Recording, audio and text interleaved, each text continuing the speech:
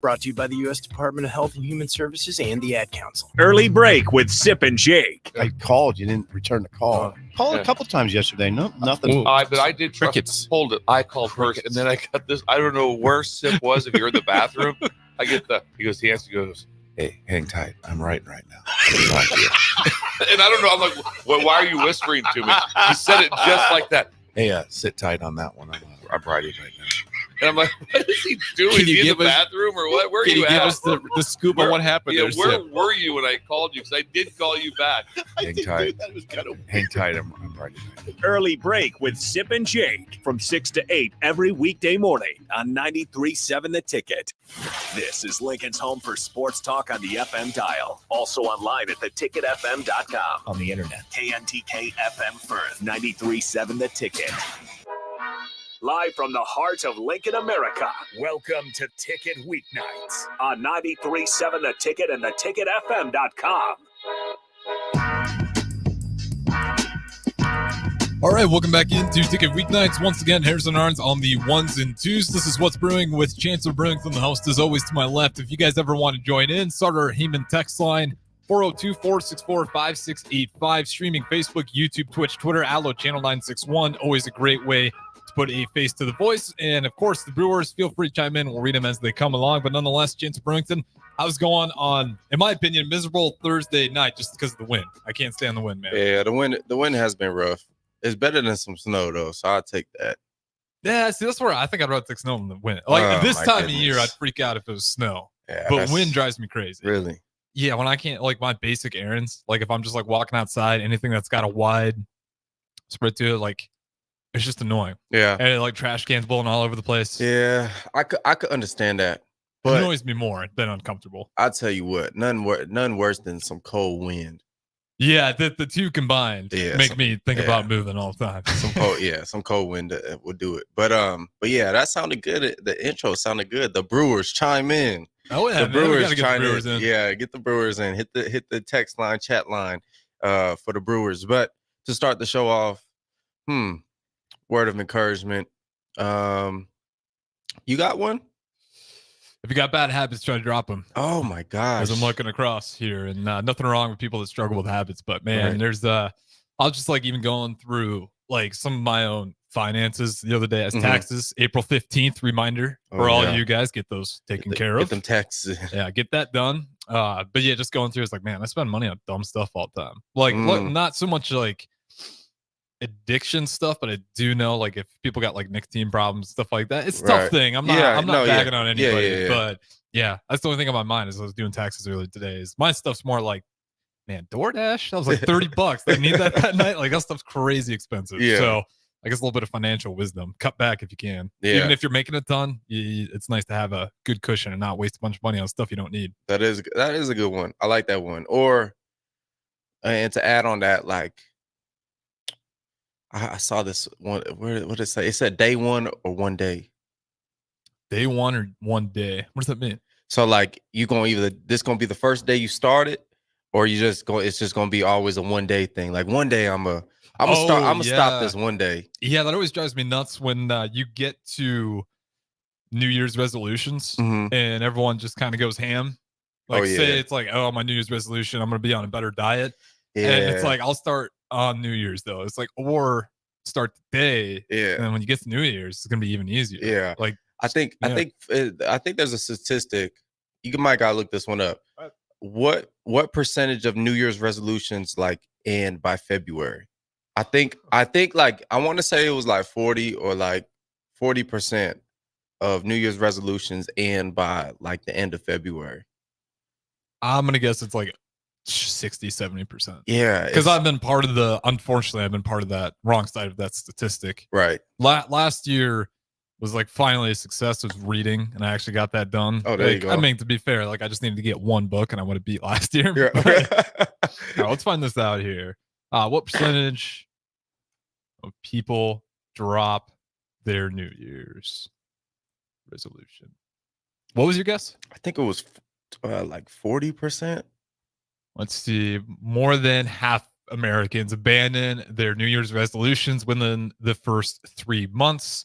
91% of Americans from New Orleans city business. It's a lot. They're kind of all over the place, but this one says about 44% at least kept some of it, but not all of it. To get to like the end of the year, it's like That's really tough. That's Yeah. tough. That's tough. But usually first 3 months, about 50% dropout. Yeah. Yeah. So if you have a New Year's resolution that you want to chime in on and tell us about, come and hit the chat line. We'll talk about it. One for me was reading. I wanted to read a lot more. I wanted to get involved with church a little bit more, and I'm staying strong, guys. I'm staying strong. I think I'm reading 2 books right now. Okay. I'm reading The Awe of God. We talked about that, and then I'm reading Everyday Millionaire by, it's not Dave Ramsey, but it's one of Dave Ramsey's like apprentices or something like that. You heard of Dave Ramsey? Yeah, I just read an interesting quote by him today too. What did he say? I'm curious how you feel about this. This is not the direction I thought it'd be going, but hey, finances, as taxes are around the corner here. Basically kind of going out about millennials. They don't want to work. They're living with their parents, kind of going at them for being not responsible. And I never know how to feel about that because it's the older generation that's supposed to teach the younger generation. So if the younger generation's failing, it's like, who is that on? Wow. There you go. That is a good point. Now it's just supposed to be passed down. Mm-hmm. COVID didn't help either. A lot of people lost jobs. Some people couldn't even go to work. And then, that job market, especially if you're in the tech industry, like I know I got some friends, software engineers. Luckily, I don't think any of them got laid off, but there's definitely some markets that expanded really fast, then COVID, then shrunk back down and they get back into the market. Because, if like, say you got a 4-year degree or, even a master's, and then you lose your job, you get laid off. Still got to make income. And it's like, do you really want to work at a fast food place? And I think that was a big problem for a lot of people. Like, they don't want to drop down. Yeah, that I could see how that's very tough. That's very, very tough. And especially for people who have that, have that thing inside of them, like, oh, I don't want to work a 9 to 5. Yeah. Like a true 9 to 5, like a go, like work at Walgreens. And that's no knock to the people who work 9 to 5s, because it's respect. People need to do it. It's in demand for a reason. Yeah, for sure. But I'm sure how that caused a lot of people to sit at home, and probably caused a lot of people to still be at home right now. So yeah, do you ever like, that's the whole thing with COVID that I always like, I'm not yelling at anybody about the vaccines. I'm not going there, but I do wonder how much that hurt people. Like, we're such social individuals. Social media has kind of proven that it's hurting us a lot already, just not connecting. And then COVID, everyone being inside, and it doesn't feel like we've quite recovered from that yet still. Yeah, it feels like there's still, I don't know. There's still like a little bit of, I don't think we realize what has really changed. I think we would have to go back and go pre-COVID and realize the things that have changed. But I know there's things that's changed. I'm sure people who are a lot smarter than me and a lot more well versed than me can explain it a lot better than me. But there's something that's changed. I don't know what it is. It's like the way society is. I don't know if it's like interactions or the way we see things, or how we're like a little bit, this could get a little conspiracy, but like a little bit more like controlled in areas. Oh yeah, for sure. Social media has been like, it's open, but at the same time, we're hearing stuff all the time. It's like, can I say this? Can I say that? Right.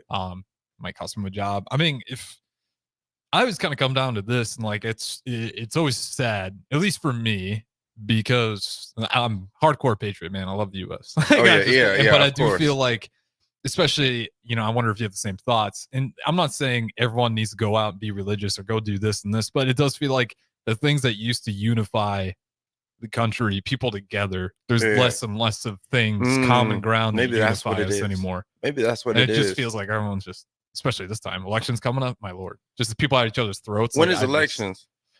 Coming right around the corner. I think not a few months, more than that, like 6-7 months out. Let me double check here. Oh my goodness. So what? I don't even want to talk about that. Yeah, I know. I don't either. What is our options? I do sports radio. What's our options? You got Trump or Biden again? Trump, Biden, RFK, independent. I think. Who's RFK? Junior. John F. Kennedy Jr. Yeah, V1. Oh boy. Interesting. Dang. Yeah. Let me double check when the actual election is. And don't worry, we're not telling you guys Don't comment who you're going to vote for. I'm Yeah, not gonna no, read it. I don't care. nope. I don't care. That is between you and you. Man, It's crazy how fast it sneaks up on you. there's a third. So John F. Kennedy, his son. Yeah. It's his son. Because Not his. I don't know if it's his son son. exactly. Because his son died. One of them died in a plane crash. It's the same family, though. I know that. Okay. Yeah. It's crazy. Yeah, the election, November 5th. I should know that off the top of my head. Tuesday, November 5th. So yeah, we're coming November up to 5th. it quick. My goodness, that's gonna be here before you know it. That's gonna be yeah, okay, yeah. Let's pivot. Yeah, because don't want to dive into that one. Yeah. I think we're good off the elections. Yeah. I'm trying to think. Nebraska football. Oh, I actually got some stats. We can do higher or lower. I was doing this with the Morning Pierce now because we got some young quarterbacks in there. We got third year Rayola offensive line coach. I think that matters a lot. I've been big on that. We always want to bash the offensive line. It's like when you pull the rug out from a group in terms of what they're being taught and what they're learning, and you keep pulling it out from under them, and then you get to the season, it's like, man, these guys aren't consistent at all. I could have told you that. They're relearning every single year. But we can do this. And we got the national rankings and the Big Ten rankings from last season. And I'm just going to ask you higher or lower. Higher, worse, lower obviously means better. Yep. Rushing offense. We're going to start here because this is the best. This is as good as it gets for the offense last year. If we're just being brutally honest here. 20th in the nation, second in the Big Ten. Definitely a bright spot. And I will say, even if you say higher as in worse, you could say more, we'll still be just as effective, but we might have more of a passing game. Therefore, we might not be as high. Yeah, I'll say lower. Lower? Yeah. Okay. Yeah. Any fears about the running game? Or do you think it can continue to take off? Because I was incredibly impressed last year. I did not think we were going to be that effective running the ball. Yeah. Really got slowed down in the red zone, but otherwise, I was impressed. Yeah, I was definitely impressed. So that shout out to the O-line, shout out to all the run game coordinators, Coach Raiola, and everyone who's scheming that up. But I think the numbers kind of a little bit skewed just because when you go to was our passing 100 and the team passing efficiency was 122, 12th in the Big Ten, 125 in total yards. Yeah, so you're not going to win games like that. You're not going to win games like that. So you obviously have to incorporate a better passing game because they can just load the box on you and play man on the outside and have one high safety or play quarters and their safeties trigger at everything and they don't put no respect on the outside guys. So that being said, you got to the rushing yards. I don't see it could be close to that, but I wouldn't imagine it being that high. I would say like around 170. Yeah, it's got 200 and a half last season. Yeah, I'd say around 170, and then I would say for passing, you have to get that above 200. Yeah, that is crazy. The passing, and I'm not trying to blame anybody there. It was tough rotating room, key wide receivers getting hurt. It was tough. If I'm going to give Satterfield excuses, which I'll give him a few, that is tough. Not a lot of consistency there between offensive linemen, Billy Kemp and Piper, I think, going down on the exact same play. Yeah. Like, that was insane. Who am I forgetting about? A key wide receiver. Marcus Washington. Yes, thank you. Marcus Washington. I mean, he goes out. He was going to be, I thought he was set to have a really big season. So that was brutal. But last season, they were 141 total yards per game, 125 nationally, 12th in the Big Ten. 2 freshman QBs. How long do you think it takes for that number to really start ticking in the right direction nationally, Big Ten ranked? Or do you think it's going to be a slow start? Or Harvard might get the start as well. I don't want to count him out. I'm just being honest. Yeah. I don't. That's tough. That's tough because I don't know when it's going to pick up, but I'm sure they'll hit stride somewhere in the year. And if you start hitting stride like game 2, 3, like then now you're expecting that bowl game. Now you're expecting those things. So I don't know. I don't know when they're going to hit stride. I would assume they hit stride in season, just because I'm sure there will be freshman growing pains. But I mean, that's assuming if Raiola starts. Right. Well, or Kalen, or for that matter. Right. Either of them. Right. So I'm just going to go with Raiola starting, and I'll just say there's going to be growing pains, but it's just kind of when those growing pains hit and how severe they are. But I really see just his talent in his arm. Like he gonna put the ball where it needs to be. I just hope we can protect him because that influences that number a lot. Pass big time. protection, yeah. Yeah, and I will say it gives me some hope that we got some running backs in the room. I thought they did a pretty good job in pass pro. That's always an underrated spot, especially, I mean, you can probably talk about this. If you can pass pro, that's huge in the NFL. Like if Yeah. you don't got that ability, a lot of NFL rosters, tell me if I'm wrong, but I'd imagine they just check you off the box right away because it's massive in the NFL. Unless you can get in for maybe a few plays, but that's a lot of money to give someone. No, yeah, for sure. You want a third down back who can pick up things, and that starts first with being smart, having a good understanding of where blitzes are coming from, knowing who your ID is, knowing who if you're plus or minus, knowing all these little things, and then obviously having the want to pick up blitzes because that's really just a want to. Yeah. At the end of the day, I mean, you're taking those guys, especially if it's coming off the edge, untouched. Like you got to meet them. Yeah, one of our probably best backs doing that is Ramir Johnson, and so like. And he's like 190 pounds, you know what I'm saying? So that's just a pure want to, a pure will. That's really all blocking is. It's really just a want to. But yeah, back to the number.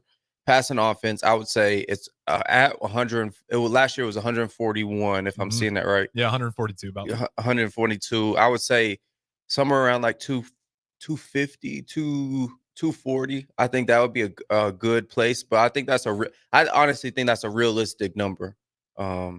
I think so too. Probably shave like 50 yards off the offense, but you're going to get a lot more in the passing game. Yeah, I don't think anyone was going to guess 140 yards. Like that's ridiculous. It is awful. That's unacceptable. It is. And again, there's excuses out there, but at the same time, there's teams with lesser talent that did worse in terms of recruiting, and they still found a way to do better than you. So it's not all forgiven. There's definitely 100%. Some unexpected things definitely make it harder, but we got to be better than that next season. This one, big deal. No surprise here. Fumbles lost. 124 national rank, dead last in the Big Ten at 14. Young guys again. This is kind of what I'm talking about. I don't think I'd be hard pressed to say it's going to get worse. Yeah, but that's unacceptable. That's unacceptable. And yeah, that's purely unacceptable. Yeah. I can't understand the turnovers at Nebraska. Different quarterback, different coach, different OC. You can even go not a different OC, but we just decided to give the play calling to somebody else. Like even when you were playing, even before you were playing, like turnovers have been such a weird problem for Nebraska individually. That we are consistently leading the Big Ten, or if not close to leading the Big Ten, and just turning the ball over. Any thoughts on that? Or is it just like I can never figure out quite why Nebraska football has had this curse isn't the right word because it's self-inflicted. Yeah, at some point it's like so the idea of carrying a football, everyone says there's 5 points of pressure. There's 1,000 points of pressure. If you really want to think about it, there's 5 with the hand. There's a component with your forearm. There's a component with your bicep. There's a component with your rubbing your chest. So there's tons of different points of pressure. But just there's also a want to in carrying the football as well. And I feel like that's just attention to detail. Every college football team, any football team has a period in practice where they go over ball security. And during that time, all you do is literally put yourself in compromising positions and you work on keeping the ball secure. People going to be ripping at it. Mm-hmm. There's different actually like not machines, but gadgets that you put around the ball and they yank it. Like there's different things that they've literally invented for ball security, right? So I say all this to say this is being coached throughout the week, right? So if you don't take the coaching and apply it to the game, then that's not on the coaches anymore. That's on the players, right? Now there's a thing called QC exchange.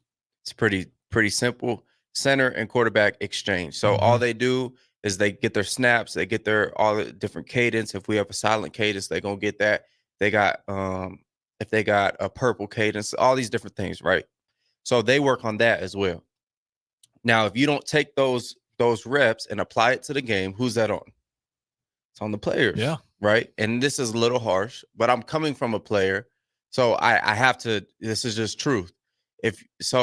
When we look at these fumbles, we look at all these things, like take Nebraska football out of it there's individual players. If this is consistently happened to certain individual players, that means they're not applying the details to the game, and either they're playing scared or they're not, it's either they're playing scared or they're not playing with intent. Does that get into their head too? Like sometimes I feel like, man, they lose one, they lose two, and then it just gets in the back of their head, and then they're almost hyper focusing on it. Right, and I would say that's the playing scared part. Okay, I would say that's the playing scared part, and you can't, and that's just a base fundamental of football. You can't go out there and play scared. That's how you get hurt, or that's how you mess up. Yeah. Thinking of a tough game. Thinking of my own memory here. Yeah, it did. Definitely touchy subject for me. It brought me back to the game. You probably remember the game all too well, too. I won't mention it live on air, but it was a tough one for all Nebraska fans. Which one? Booed at home for the first time I've ever seen. Were you playing? Because yeah, you should have been playing at the time on the roster. Blue uniforms. We were home. Georgia Southern. That's the one. Yep. Yeah, that's one where like you thought Tom Brady was playing for the other team. Well, the running back was killing us too. I remember it was the running back, and then just the wide receiver. The running back did end up like top 10 in the country in yards. Okay, so it's fair. He was legit. Okay, and the quarterback was good too. I think he's on the NFL roster right now. They had some. I didn't know Georgia Southern had some dogs like that. We're not gonna give him too much shine though. No. I bet someone. I don't know if I could say this. No, I don't think he's in. Yeah, I probably. Yeah. Moving on here. Let's get fumbles lost. We went through that one. Good save. Yeah. Interceptions thrown. National rank 89. Big Ten rank 11. Wait, what was it? Interceptions thrown. This was chaos. How? Surprised we weren't dead last. I'm impressed by that. But again, we just decided to run the ball over and over as opposed to keep throwing. What was it? We were not as bad as I thought. Only 6 total. 6? Thought it'd be more. Yeah, well, I mean, we didn't throw the ball. So how? I mean, yeah. What, Sims threw 2 the first game? Yep. Harburg had at least a couple. 6 is all though. It's not as bad as I thought. Yeah, the fumbles though were really stuck out. Yeah. Okay, let's keep going. I'll go higher than that this next year. More interceptions, I think so too. But I think we're going to be taking more chances. Yeah, and I would say probably like 7 to 8. Mm-hmm. Okay, I'm with you on that one. Just to the fact that we're going to be airing it out more. And 2 freshman QBs. Harburg may get the start, but I'm just being real here. I think it'll be definitely one of the 2 freshmen, and I think that's part of the growing pains we're talking about. Time of possession, I think that's probably going to go down. It's interesting. This is trying to figure out what does Matt Rule want to do here with this offense. Yeah, that's going to be tough. I mean, it's not going to be tough. I'm sure he has an idea already. I think spring ball, you kind of find out who your guys are, who your players are, who your playmakers are, and then you take that into fall camp and develop a scheme, develop an offense, develop an identity going into season. So I think them finding that out during spring, who your guys are, they'll get a better idea of, if they want to run the ball. I know their Oregon running back that transferred, he's run the ball good. Dowdell. Big, powerful guy, real explosive, real freak athlete. So I don't know. I think that will go down though. It's a good problem to have, right? It feels like we got a running back room with some serious talent in there. We got 2 younger QBs, but we did figure out a way for some reason. Again, I think he pointed that out. X's and O's wise, when we got to the red zone, we were so obviously we weren't going to try to throw the ball unless it was last resort. Happened multiple times where Jumba Purdy tried to come in the game, interception towards the end. Sims, Minnesota game, sticks out, tries to throw it, interception in the corner of the end zone. Harburg, same thing. We're not going to try to air it out when we got towards the red zone. Made us incredibly predictable. The red zone, though, I mean, how much of a jump do you think this takes? Because it's got to be big. Like, if we're going to win 6 games, 7 games, 8 games, 9 games, the red zone efficiency was terrible. It just wasn't good enough. 123rd in the nation, dead last in the Big Ten for a team that is second in the Big Ten in running the ball. It just tells you, how much we really didn't trust our wide receiver and our QBs at the time. Right. Yeah, I would say. Wait, what was the actual statistic? 66%. 66%. And that's just, field goals too. Yeah. Yeah, I mean, I think we have a good kicker, but I would like to see, obviously, us use him less.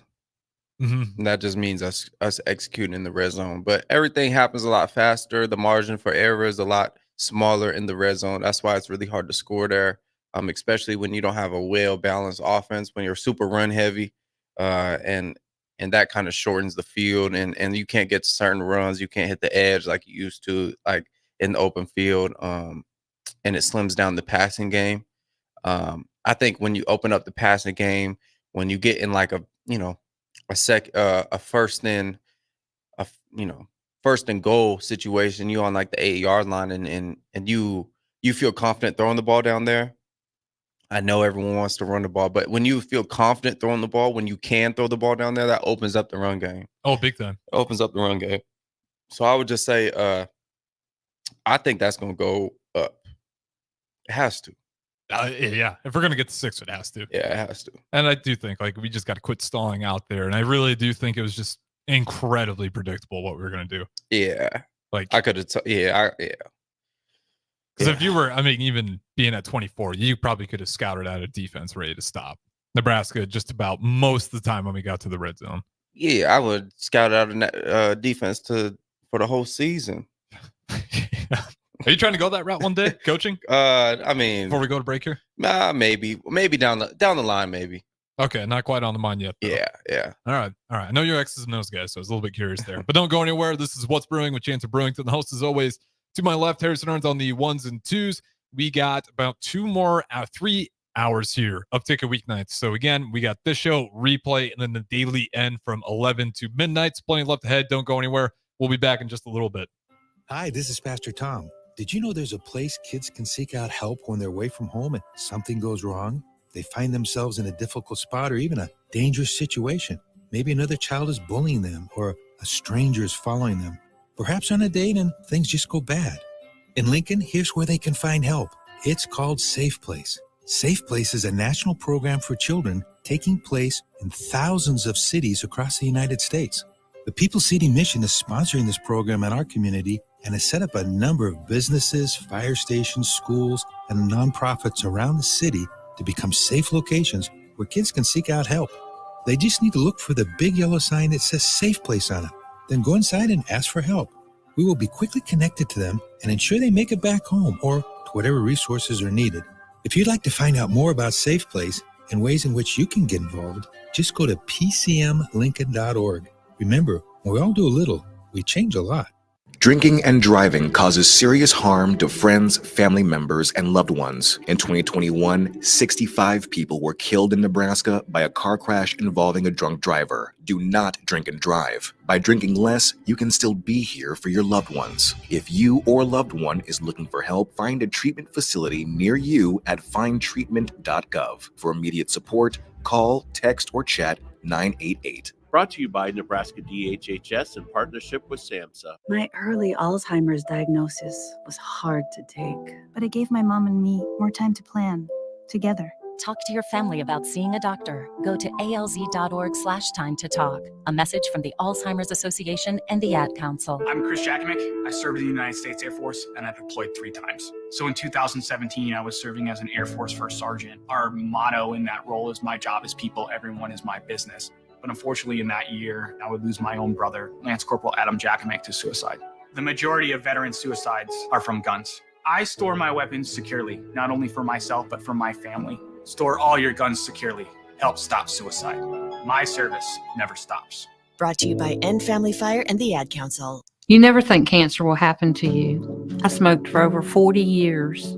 My doctor recommended that I get annual lung cancer screening. They were able to catch my cancer at stage 1. It's never too late to quit.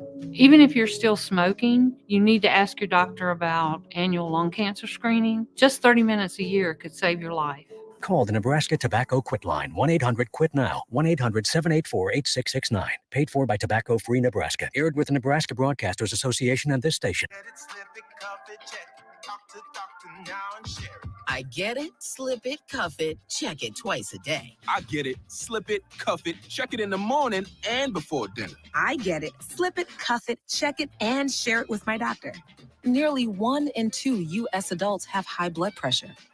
That's why it's important to self-monitor your blood pressure in 4 easy-to-remember steps.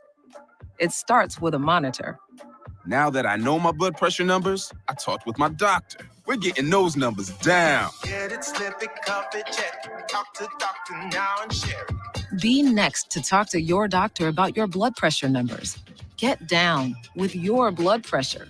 Self-monitoring is power. Learn more at manageyourbp.org. Brought to you by the Ad Council, the American Heart Association, and the American Medical Association, in partnership with the Office of Minority Health and Health Resources and Services Administration. Start your Sundays off right with Jeff and Nicole Essink on Fitness Fanatics. Jeff and Nicole discuss health and wellness, how to achieve fitness goals, and more through the life of gym owners and gym goers. It's Fitness Fanatics from 9 to 11 a.m. on Sundays on 93.7 The Ticket and theticketfm.com. Back to The Ticket weeknights on 93.7 The Ticket and theticketfm.com.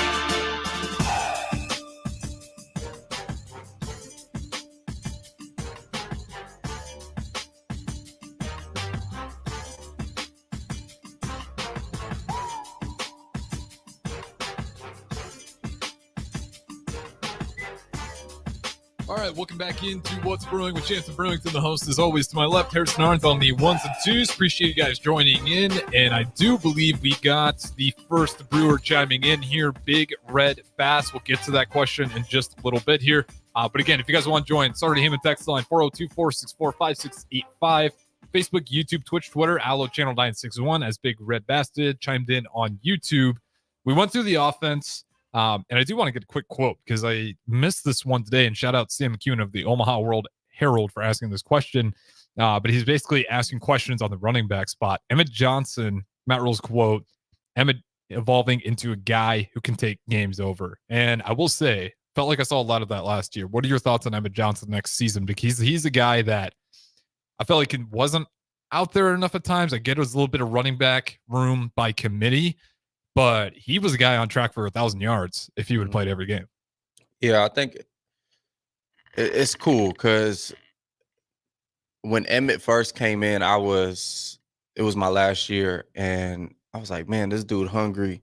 This dude is willing. Oh, you saw it back then. Yeah. Like it was obvious. And I remember, I'm not to say like, oh, I saw it, before anyone else. Like I'm not LeBron. Yeah, I'm not on that. But this did happen. Like I was just like, look, like, are you gonna be the leader in the running back room? Like coming up.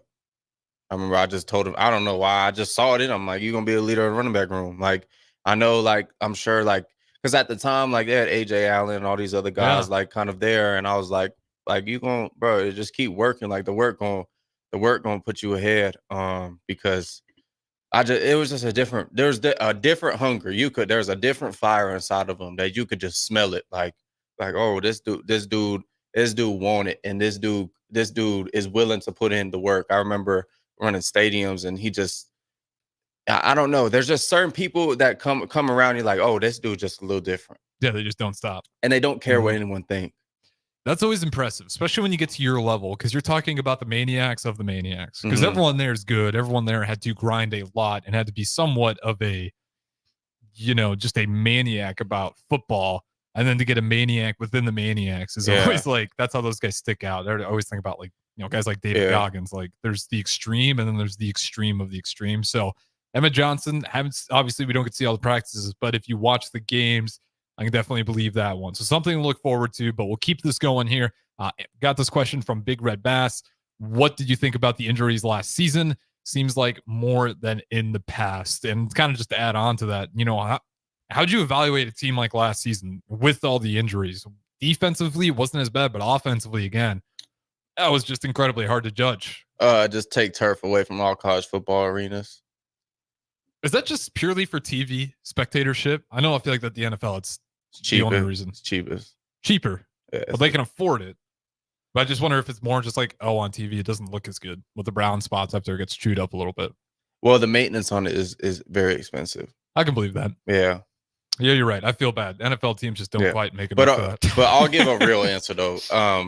What was the question? What do you think about the injuries last season? Have you ever seen anything like that in the past, essentially? Yeah, I played on a team where there was like ACL after ACL after ACL after ACL. So high school, JUCO, or college? College, okay. Yeah. My last school. So I've seen that before, but a lot of times it's just luck. A lot of times it's just and bad luck, I would say. A lot of times it's not, oh, the strength program was doing too much or they wasn't doing enough. It's not that. Like, and I know a lot of people want to blame that. But no. There's just some things that there's just things that happen in football that you can't really account for. And I think that's what happened last year. So shout out, who was that? Big Red Brass? Big Red Bass. Yep. Big Red Bass. I think he was on the D&D back in the day. So appreciate you chiming in. Yeah, if you got any more questions, hit the line. Yeah, his first comment was D&D. So oh yeah, following over. There we Appreciate go. it as always. These guys can join in with him as well. Facebook, YouTube, Twitch, Twitter, Channel961, and of course 402-464-5685. Now I will say we get to go to the bright spot now. Let's talk about this defense. Higher or lower game. Once again, obviously you want to be lower, higher is worse. You're starting to get into the red if we're going by our color codes here. Passing yards allowed on defense. This was the one spot where we really seemed to struggle, where we would get a good 3rd and 10, 3rd and 7, sometimes even 3rd and 15, and boom, there's a shot down the field. It always seemed to kind of catch us off guard, despite how well we're playing. We'd always give up a big shot, and I think that's where a lot of those numbers come from, is just 3rd and longs where we couldn't get that stop. We gave up about 247 yards through the air a game, which is pretty damn high, kind of looking back on it. 94th in the nation, almost dead last in the Big Ten, second last at 13. Out of Tony White's defense, that's the one spot you could argue we must get better. Yeah, and I think the main thing with that was just pressure, finding ways to get through. And I'm trying to think when those games, obviously the Colorado game. Yep, Colorado. I feel like Michigan State got some success late on a lot of 3rd and longs. Yeah, and I think that's just getting home with this 3-3-5. Obviously, there's not a steady 4-down line presence where you got 4 rushers. Sometimes there's only 3. Sometimes you're setting one off the edge. Sometimes you're just sending simulated pressure different ways. So I would say it's similar to the offense. I think it's going to be the offense is going to have more passing yards. I think the defense is going to allow less passing yards, but I think they're going to allow a little bit more rushing yards. So I think it's going to even out a little bit more. Okay, let's go to the red zone once again here. Problem for the offense, surprisingly a problem for the defense too. I think a lot of people forget about this, but we were not great at all. Red zone defense last year. We were good at the bend but don't break. We did get a lot of stops before they even got to the red zone. So that number is high, but also we were pretty good at just preventing teams from even getting there.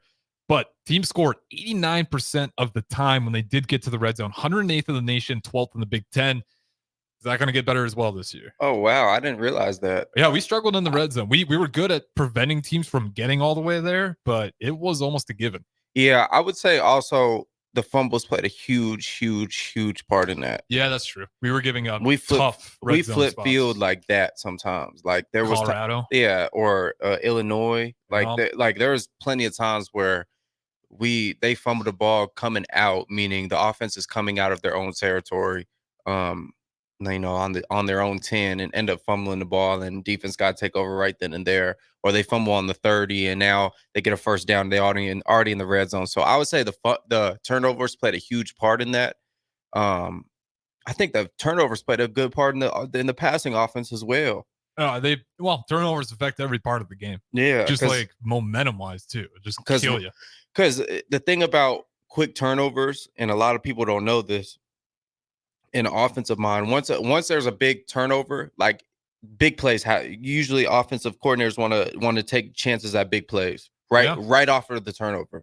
So say you turn the ball over on the 50, that's right in the prime zone of taking a shot. So if you turn the ball over, usually offensive coordinator is going to say, okay, let's take a shot. And I think that was happening a lot last year. I would love to go with the tape at every turnover, the next possession of the opposing offense. I would love to see what their play call, because I don't think they think about it. Would you run a really controlled drive right after a turnover? No, you're going to take a shot. Yeah, because catch them off guard. The odds are in your favor right now. So I think that's why you always hear Coach Rule and you always hear all these coaches say win the turnover margin.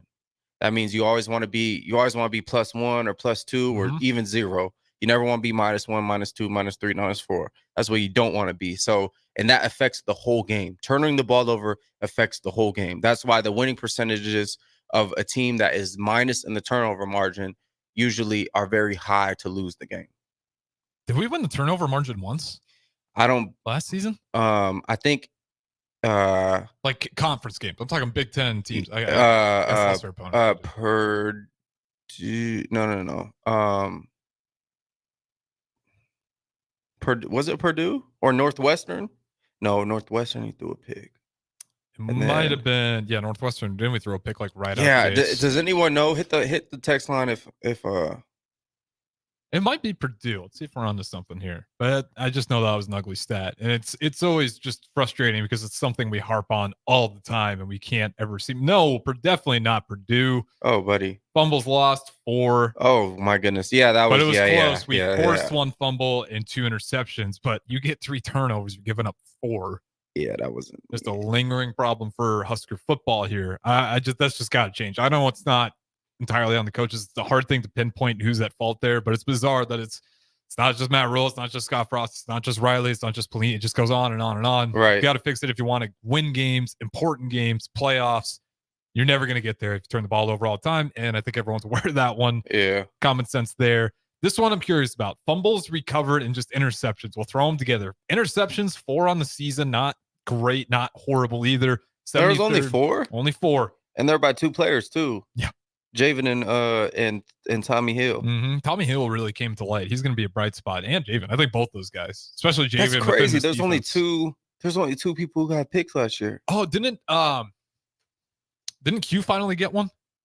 Are we missing? It got called back. Oh, that's right.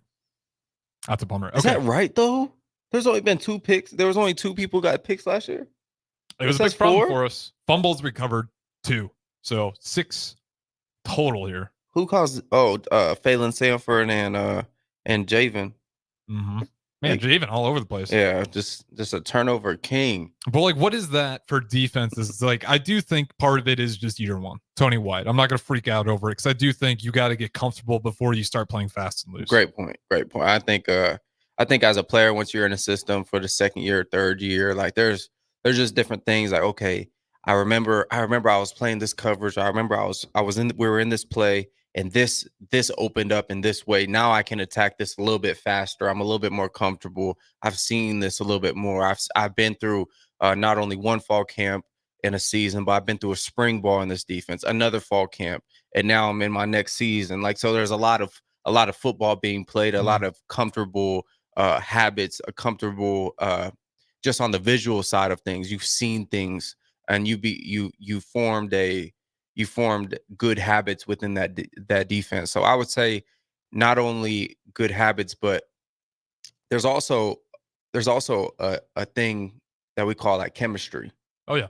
There's chemistry being built. And I know with this new Nebraska Spring League, they're not playing together like the 1s, 2s, and 3s as usual teams would do, but you're allowing guys to get certain reps that they wouldn't get otherwise. So I think the chemistry will form in fall camp, but the individual development of the player in the system is happening right now in spring. Well, that's what Georgia does. Yeah.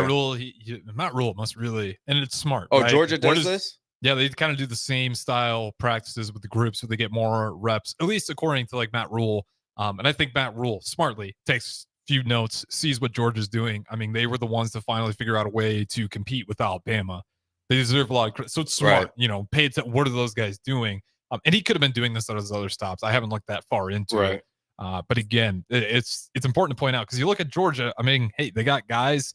You wouldn't think a walk-on quarterback would be the guy to lead that team, and he might have never been able to do that if he wasn't getting reps in that sort of fashion. Right. You just never know what kind of hidden talent you have. Even if you're the best recruiter, some guy just might have a mind switch one day where before it wasn't true, and all of a sudden today it is true, where he is hungry and he is going to become this player. So I love it because, again, you just don't always know what the development of those guys are going to look like. I will say, though, that number, it's got to go higher, right? Like, we're going to be able to force more, I would think. Yeah. Okay. Yeah, I believe so as well. Okay, let's get to the special teams. And then on the next segment, I do want to talk about USC Bronny declaring for the NBA draft, which is crazy. We got the NFL draft coming around the corner, too. Things are moving along here in the sports world, but special teams, not bad. Kickoff return defense was actually pretty good. 22nd nation, third in the Big Ten. Kickoff return yards. Okay, they're 22.8, 35 in the nation, 6 in the Big Ten. But the bad ones, at least to me, what's frustrating, punt return yards. 3.8, 105th in the nation, 11th in the Big Ten. That's just, I can't understand what is so tough about that for Nebraska. We had times where we had people, and I get it, it's tough when you, especially when you're a team program that's been struggling. You can go back a few seasons. It's not just one guy. There's been multiple players at the position, but we're fair catching it like inside 10 at times last season. That was ridiculous. I just couldn't understand part what was happening. That part was ridiculous. I'll say this is the number one job of a punt returner, is to get the ball back to the offense. Yeah. That's the number one job. So if he only get like a 2-yard return or whatever, and he secured the ball and he hands the ball to the official at the end of the play, and the offense come run on the field, he did his job. But okay, now the next level is, okay, how do we get better field position for the offense? Obviously, there's a thing called like when the opposing offense is just outside of field goal range, they punt the ball and they try to pin the defense down, or they try to pin the opposing offense down. And usually the coaching point for the punt returner is heels at 10. Yep. So if you put your heels at 10, you never backpedal. And if the ball goes over, you let it bounce. If you can move laterally, but your heels are at 10, you don't go behind. And I think there was a few points that I don't know if I'm not going to blame it on the coaches. I'm sure, like, whatever. I'm not going to blame it on the player either. I'm just saying that that's usually a principle in football. I don't know what they was teaching. But hey, our 93.7's own Bill Bush, that's what he taught, and it was pretty standard and everyone knew it. But yeah. Bill Bush had the special teams humming for a little bit there. Oh my goodness. Shout out to Coach Bill Bush. Yeah, he actually did a great job. He's a fantastic coach. A bright spot on the special teams when Bill, and I'm going to give some benefit of the doubt. Ed Foley, year one, kind of the same thing with year one offense, a lot of year one stuff. So the depth was kind of a problem too. I think that forced his hand there. Like he had some injuries. Now you're trying to pull guys to be comfortable out there, and it didn't always quite work out. Just there's times where I would see the punt returner and be like, I don't even know if they're comfortable out there quite yet, but they're forced to be. So again, and it's hard to catching punts in the Big Ten. Oh, the windy weather. Yeah. It's go freezing. Nebraska, Ohio State. Yeah. It's always a tough. But nonetheless, we do got to throw to our final break here. And you know what? I'll give you the opportunity. We can talk about Bronny declaring for the NBA draft, or we can talk about out of the teams joining the Big Ten, which one's going to have the bigger learning curve?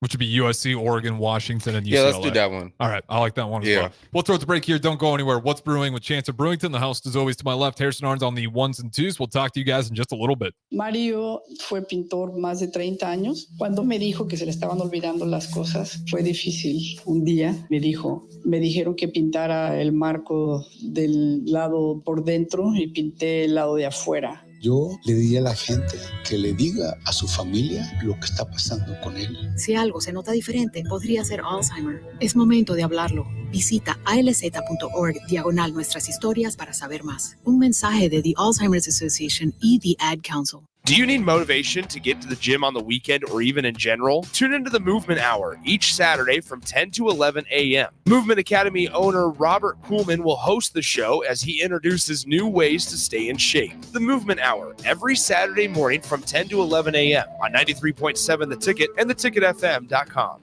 High schoolers, unleash your creativity and learn about potential careers in broadcasting at the Digital Expressions Media Camp.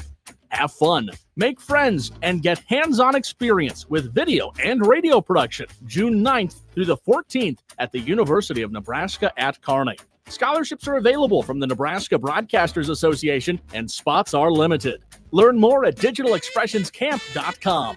That's digitalexpressionscamp.com.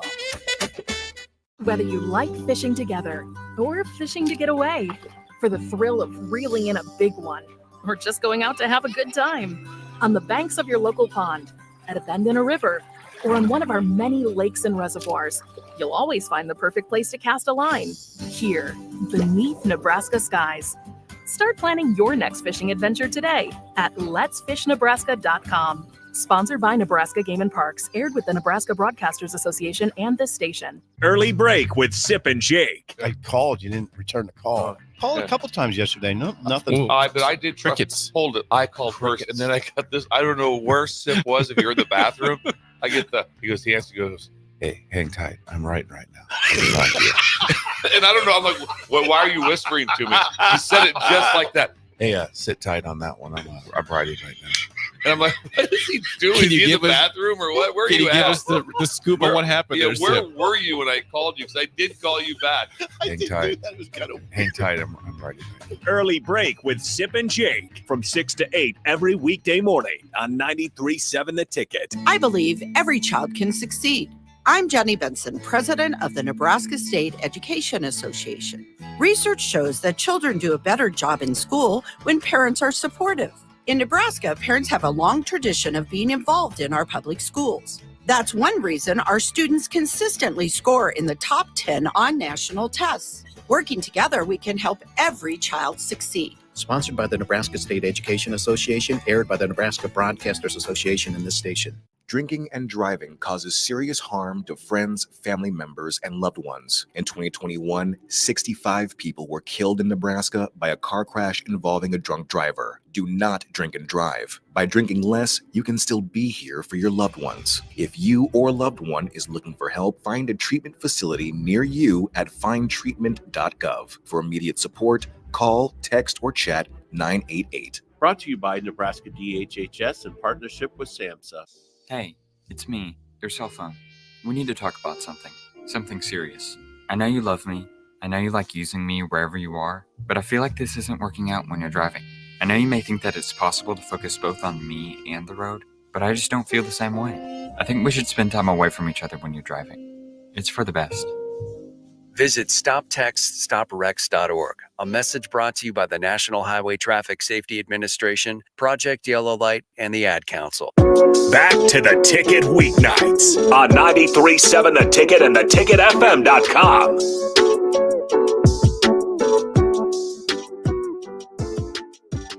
All right, final segment on What's Brewing with Chancellor Brewington. We posed the question, and there's still a little bit of time here. Last second comments if you guys want to join in here. We tried to figure out of the teams joining the Big Ten, USC, UCLA, Washington, Oregon, which one is going to have the biggest learning curve? As Nebraska fans, we can openly acknowledge that we're not going to adjust to them. They're likely going to have to adjust to us, as we remember how that went down not too long ago. But I went with Washington just simply for the style that they play.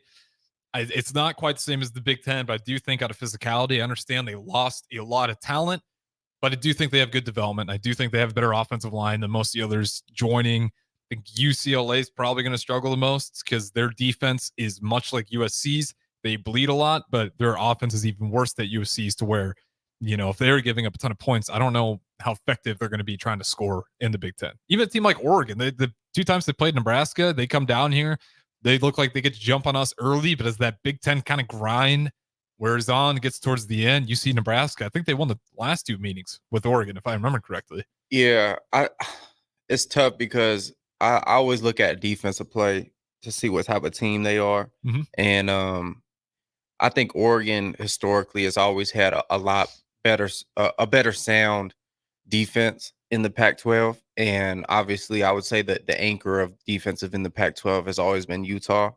Oh, yeah. Hands down. Yeah, I agree. Yeah. And but yeah, I think it's going to be interesting. I think SC just has a better recruiting pool. I just think people gravitate toward SC. I think the Heisman, Caleb Williams coming there, Lincoln Riley, there's a bunch of different factors that play into why USC is going to continue to recruit well and have better players than their rival in the same 30 minutes from each other. Yeah, it's a little long, and depending on traffic that day. A little bit, yeah, right. But just down the road, you got UCLA that doesn't quite have the same recruiting pool.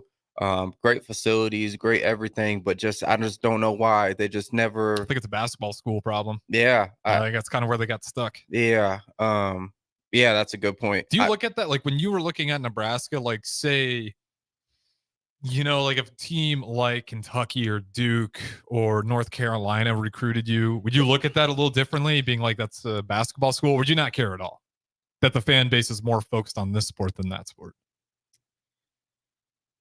Yeah, it depends what type of recruit you are. I feel like if you're a higher recruit, you want to go to a football school.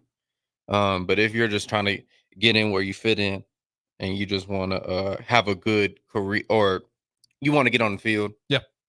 I don't think those people look at it like, oh, this is I don't think if you're a level-headed individual and you're really thinking long-term, you're really thinking about your college career, I don't think recruits, and obviously we're talking about high schoolers, so I don't know how many level-headed individuals are making these decisions, but apparently the numbers are waning. Yeah. I would just say like they're not really looking at. I mean, I'll just say I wasn't looking at the fans. I wasn't looking at how it was a basketball school, a soccer school, of baseball. Like I wasn't care about that. I was thinking, okay, how is this coaching staff? Okay, how is the resources? First of all, and the biggest thing, who's on the roster? Who can I beat out? And I would like some people care about the city. Yeah. Some people care about, oh, is there a mall here? Like, bro, the amount of things I've heard in recruiting stories is ridiculous. A lot of people just worry about the wrong thing. I think you're definitely right. I will give credit to Nebraska. I think that's the one thing they managed to do is understand we are Lincoln, Nebraska. I love the city. It's a great city, but the weather, not always great. As we mentioned to begin the show with the wind, the cold. Not necessarily everything you can do if you're into snowboarding, any of that stuff. Obviously, not available to you. This is not the prime place for a college recruit. But the facilities is what sells it to me. I think, like, what was that like for you? Like to see, because I always hear, when you get the people that are following those recruits, they always say it's like how important it is just to get them on campus to see the staff and the facilities, and that's what sells them. Yeah. Give them a blindfold on the way in. Give them a blindfold on the way in. I don't know if you can't do a Hasha style. You can't put a trash bag over their head, but bring them in, and once you get them in, allow them to just bring them right through the Tom Osborne statue. Get them into the actual stadium. Mm-hmm. Show them the weight room. Show them the new weight room. Show them the 4 seasons that they got in the hot tub, cold tub, like all these different things, right? Red light therapy, flotation bed, what else? Sauna. Well, you got a like one with water and one dry. Yeah, you like got a wet bed, a dry bed, like you got it all. You literally have it all. So get them in there, and the true football players, like the ones that really want to be great, will see, oh, this place it gives me everything I need to be successful. Not the outside things that don't matter. Is there a beach nearby? Like, bro, come on. Man, the way you describe that almost feels like we have an advantage. Oh, you do. In terms of we only get guys that, not only, some people don't, they're from the Midwest already. They don't give a damn if it's cold outside. Right. But it does feel like, if you have that kind of location, again, nothing wrong with Lincoln, but if you're competing with like Miami or somewhere nice, warm in California, USC, all those places, right. It does feel like you'd be able to weed out the guys that kind of want the stuff outside of football. Yeah, and you can see that in recruits too when you bring them in. The questions they ask. What's the most ridiculous one you've ever heard without giving a name or? So I'm always curious about this. Okay. Is there a mall? That's probably malls are dead.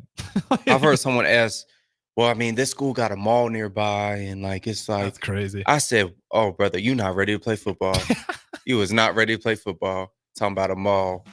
I think it's the perfect spot. You trying to go to Forever 21, get you some jeans on the weekend? Like, come on, bro. Yeah, I'll tell you what, malls are dying too. Give it 2 years, won't even be there, and places you do love so much. But it's been a great show. Shout out Chancellor Brewington, the host, as always, to my left. Harrison Arns on the 1s and 2s. This is not the end of Ticket Weeknights. We got a replay on the next hour, and then we're back live with the Daily N with Ben, and he'll bring in a couple of Daily N writers as well. So again, plenty left ahead here. Don't go anywhere, and we'll talk to you guys in a little bit.